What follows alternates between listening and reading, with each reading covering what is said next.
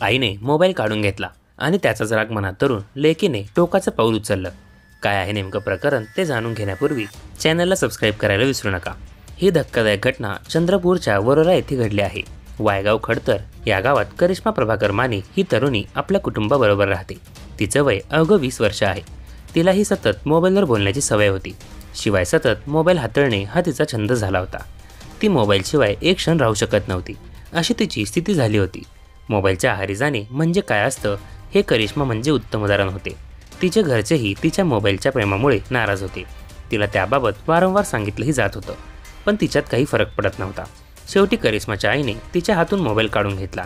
आईने मोबाईल काढून घेणे तिला आवडले नाही. तिला तिचा प्रचंड राग आला. या रागाच्या भरात तिने टोकाचं पाऊल उचलले.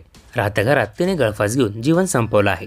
ही बाब घरच्यांनी पाहिल्यानंतर त्यांच्या पायाखालची जमीनच सरकली. त्यांना काय करावं हे समजलेच नाही. दरम्यान या घटनेची माहिती मिळताच शेगाव पोलीस घटनास्थळी पोहोचले.